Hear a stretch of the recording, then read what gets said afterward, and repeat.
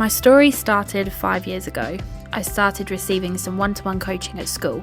I'd been referred because my mental health wasn't good and I was self-harming. I had good friends, but my relationship with school wasn't good. Some teachers weren't supportive towards me, especially if I was out of their lessons for any of my support sessions. I felt like I was having to be dealt with, and being spoken to in the corridor, it was always really obvious because I was getting pulled out, which is where my one-to-ones with the mix felt different. In the beginning, I felt like I had to go to the sessions, but I didn't really want to. It took me a long time to trust my youth worker. I then spent some time doing music with Band Academy as well.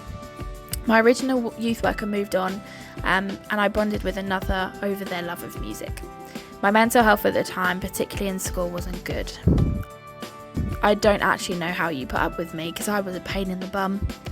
I argued with everything any of you said. I didn't want the support and I felt like I coped when actually it was just forcing myself to cope and it was normal to me. Self-harm to me was normal. It was like colouring. You'll help me to see it wasn't normal, but it could be different. My youth worker came with me to a doctor's appointment because I was harming so regularly. I wouldn't have gone if it wasn't for them. I then had an assessment for secondary care support. Didn't really want to talk to them, but my youth worker encouraged me to, and I had both support at the same time for alternate weeks. I then moved from high school to sixth form. It was sort of a good thing. I felt like I left high school and had new and better support, but it was also difficult because my mental health nurses kept changing and I was still self-harming. During lockdown, it was really weird. My whole world was upside down by that point. I was okay with one-to-ones and I got used to it and I got used to seeing your faces. I had another youth worker during this time and we spoke a lot about self-harm. We did a workshop. It was using thought change records and I had them printed off and used them all the time to help me. What did it feel like being supported by the mix? At the time I hated it. No, I didn't hate it, I just didn't want it.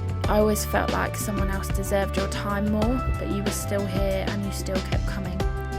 And now I look back, I needed it. It wasn't about deserving it. Anyone who needs it deserves it. I noticed myself opening up bit by bit. What changed? I was helped by the mix in my lowest moment. I was considering a bad decision.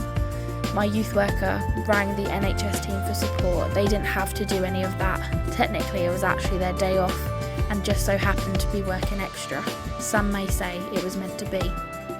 My youth workers always went the extra mile to support me, the ways I needed it, and stuck to every word meant a lot. My ending at the mix was at the right time and I had support in place and things were better.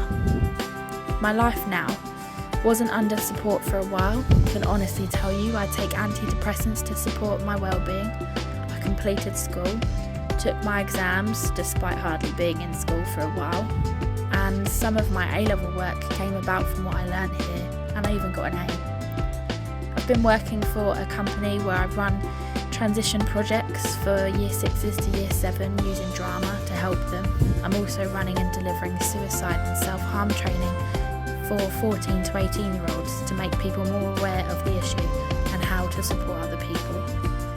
One thing I would say to someone who hasn't visited the mix yet or is about to is don't be scared. Things get better. You won't ever have to fight it alone, and this place taught me that.